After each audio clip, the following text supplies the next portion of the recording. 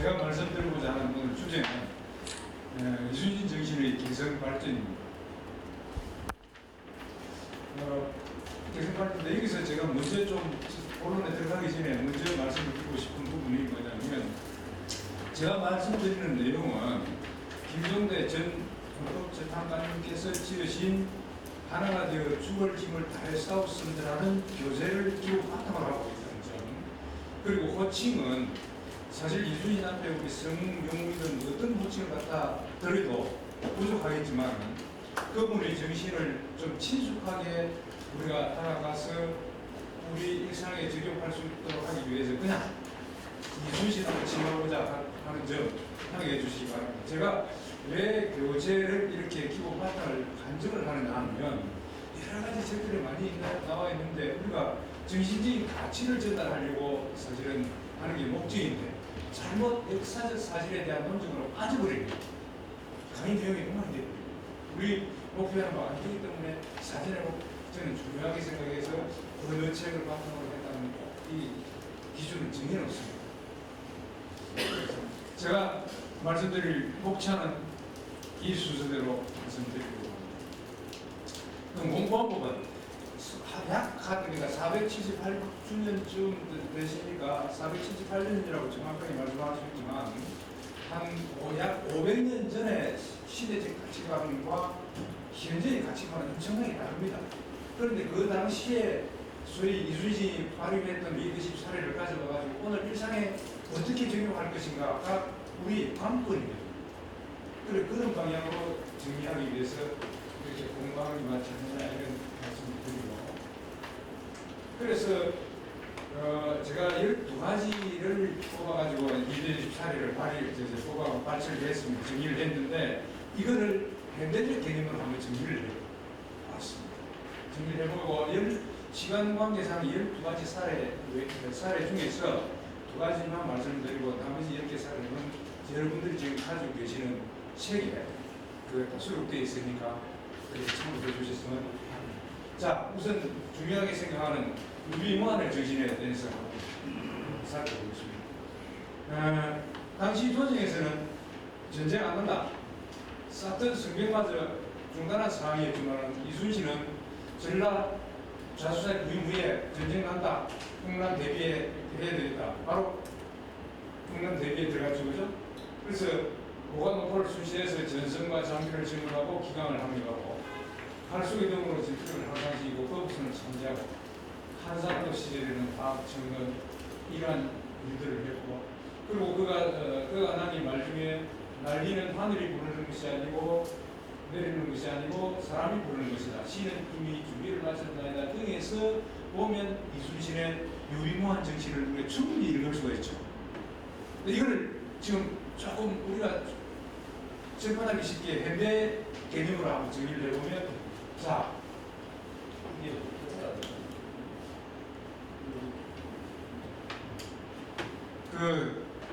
손자병을 보면 이런 게 있습니다.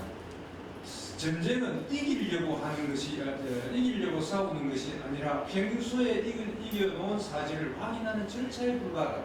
그야말로 유비무환의 정신을 얘기하고, 그 다음에 흔히 지금 현대 사회에서 얘기하고 있는 사전에 충분한 시뮬레이션을 통해서 그 과정에서 나타난 오류들을 피드백하고, 또 작은 일도 소홀히 하지 말라는 하이니 법칙, 그 다음에 오류가 있으면 즉시 수정하는 피드스의 법칙을 우리가 이해한다면 보다 이순신 정신을 좀 더, 유비무환 정신을 좀 더 가깝게 접근할 수 있지 않겠냐 하는 말씀을 드립니다. 1대 29대 300 이게 무슨 얘기냐면, 보험회사에 다니던 할리라는 사람이 한 7만여 건의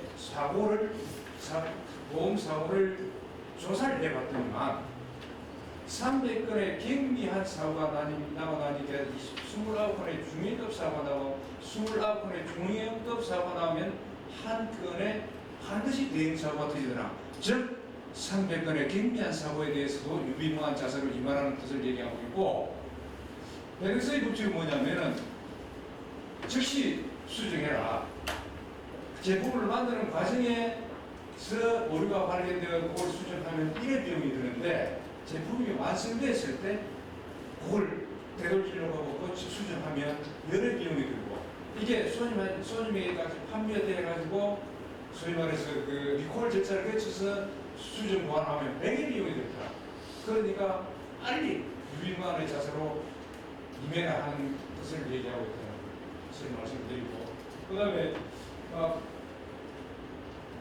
이것이 이 제목을 수록하는 것이니까 이게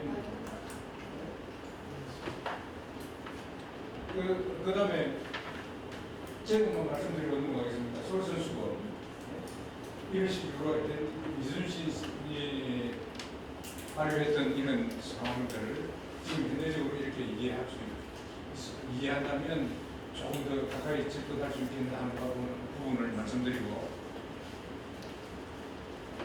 승공무사 참고해 주시고 사생활에 있듯이 마찬가지입니다.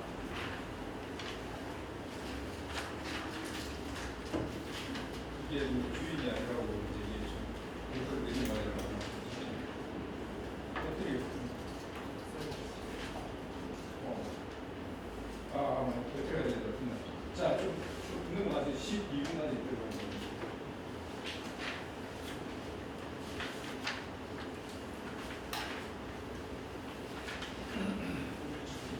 지금 제가 이렇게 그냥 오늘 앞에 서두에 말씀드린 대로 교재를 참고해 주시면 됩니다. 12분. 8분까지 왔네. 오케이. 자, 이거 여러분들이 참 고민되는 부분이 하나 있을 겁니다. 이순신을 공부하면서 무슨 얘기냐면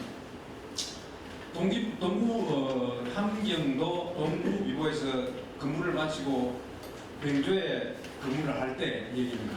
여러분 잘 아는 병조정랑이라 하면 인사권을 지고 있죠. 근데 그분의 서희라는 분이 소위 밑에 있는 사람을 승진 대사관으로 추천해 버린다니까 이순신이 안 됩니다, 부당합니다 하고 대체했던 사례가 있었죠. 근데 여러분들 지금 사회에서 만약에 이순신처럼 그런 지시를 받았을 때 소위 안 됩니다고 얘기했을 때 어떤 결과가 올까요? 취직하기 어려운데 좀 잘못하면 뭐하지 날아갈 가능성이 있겠죠. 그러면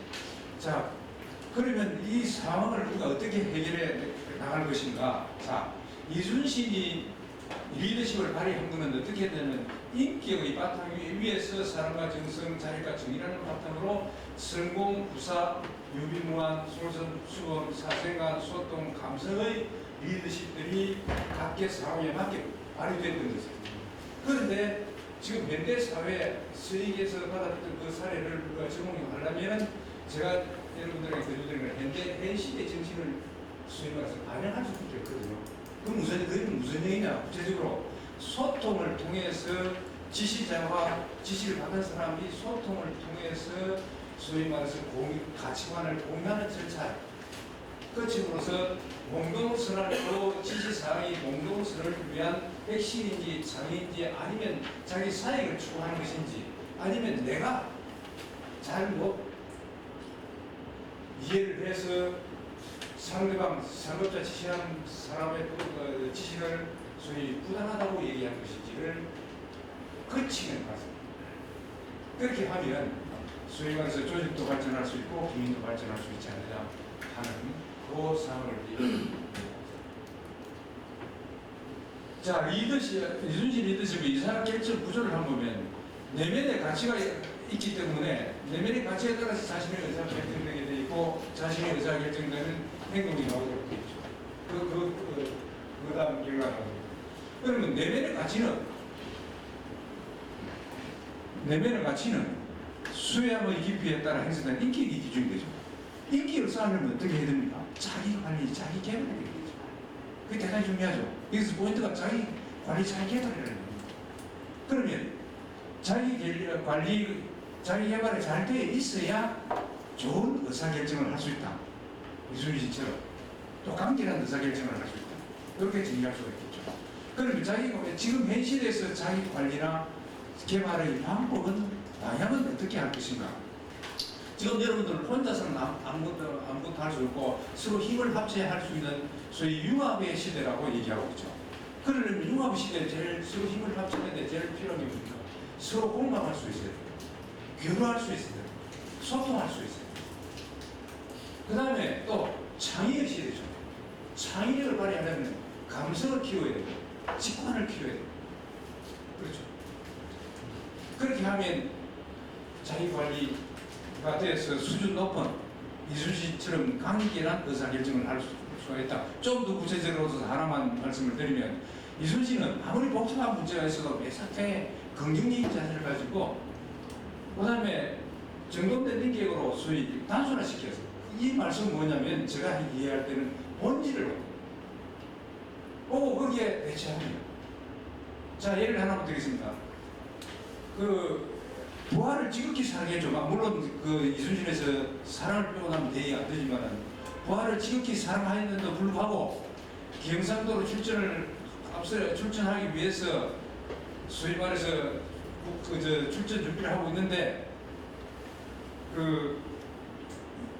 황호봉천이라는 사람이 도망을 갔죠. 그러니까 부하를 사랑하는 정신보다 데리고 와서 목을 뱉는데 소위 말해서 군유를 확립하는 게 더 큰 가치죠. 두 가지 가치가 공존할 때 어느 것이 더 큰 가치인가? 에 따라서 의사결정을 간결하게 해줘.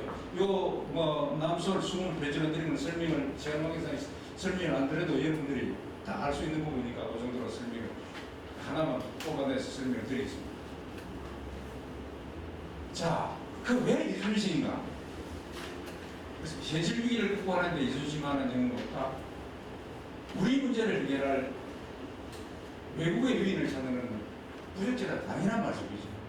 그 다음에 거의 혼자 힘으로 바로 세우고 자기 목숨을 던져 나라를 구한 내용은 어디에도 없다. 자, 그런데 좀 더 들어가서 세계적 이용으로 칭송받고 있는 처칠과 공통점을 찾는 방법에 의해서 다시 우리 이순신을 좀 더 한번 알아보는 기회를 삼았으면 해서 자료를 정리해봤습니다. 처칠은 우리가 2차 대전을 유럽 연합군의 승리로 이끄는데 굉장히 기여를 많이 하신 분이죠, 그죠? 근데 이분이 옥스퍼드 대학 졸업식 축사에 가서 뭐라고 얘기를 하느냐면 이렇게 절대 포기하지 마십시오. Never give up. 7번 하고 끝내버립니다. 웃기는 얘기가죠. 근데 박수가 우리와 같이 쏟아집니다. 왜? 그의 삶을 보면 그의 삶 자체가 인생의 도전이고 포기하는 삶이에요. 몸으로 포기하지 말라고 입으로 얘기했지만은 실상은 몸으로 얘기해요. 자기 일생을 가지고 얘기하는 거죠. 은행일치가 됐다. 나타난 부분은 제가 별도 일치를 않겠습니다. 여러분 참고하시고. 그럼 이순신은 어땠냐? 이순신은 공익 몰랐죠. 왜 공익이었죠? 자, 세 번의 바지, 두 차례 백이 좋은 거, 그걸 명함대 저주도 마찬가지. 이순신도 절대 포기하지 않는 사람이에요. 이 사람. 그럼 비슷한 관심이 나오죠. 그 다음에 처칠은 2차 세계대전을 연합군 승리를 이끄는데 기여한 영웅.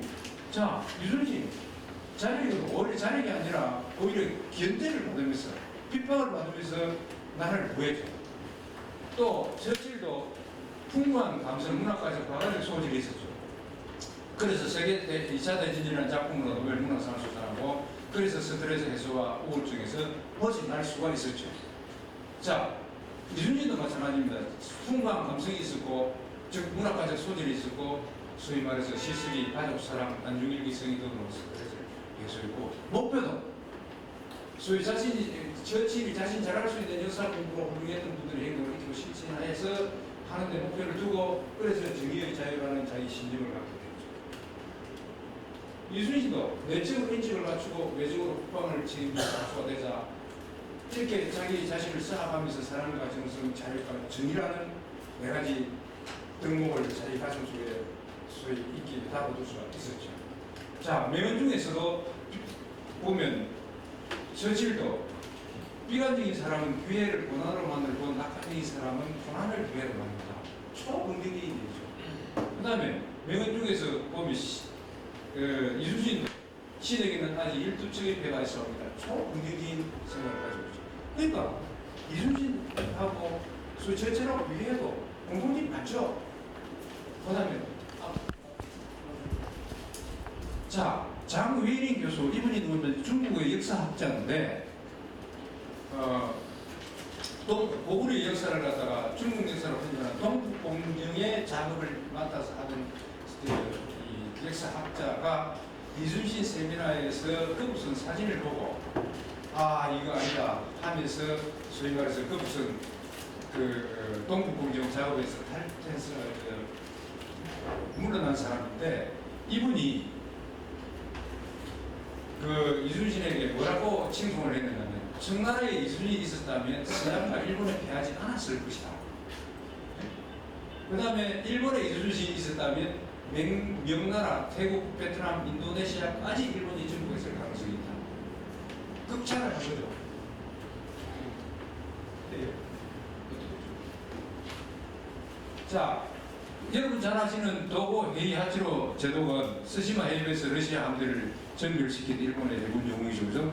그 전쟁의 승리를 축하받는 자리에서 뭐라고 얘기했느냐면 나를 열신에 비교하는 것은 가나 이순신에 비기는 것은 감당할 수 없는 것이다. 이렇게 극찬. 그 다음 도구담 이이치로의 건세일보자기록에도 기록에도 보면 그는 실로, 그는 이순신을 얘기해서 그는 실로 조선의 영웅일 뿐만 아니라 동양 삼국을 통틀어 최고의 영웅이다. 이렇게 합니다. 그런데 결론을 내겠습니다. 그런데 세계적인 영웅 윈스턴 처칠과도 어깨를 나란히 할 수 있는 인격이 잘하는 업적이 있죠. 그런데도 지금 우리는 어떻게 이순신을 예우해 왔는가? 아까 우리 인사말 하시는 중에 그 생신인데 오늘이 생신인데 예? 아무 신문 한 어느 면을 봐도 나온 게 없더라. 어떻게 우리가 예우했는가? 반성할 기회를 예? 가져야 하고 앞으로는 이순신을 가슴에 품고 K문화, 한류문화처럼 K이순신을 세계에 알려서 우리의 기업을 더 높이고 행복한 삶을 위해 노력하는 계기가 됐으면 한다는 말씀을 드리면서 제 얘기를 마치겠습니다. 감사합니다.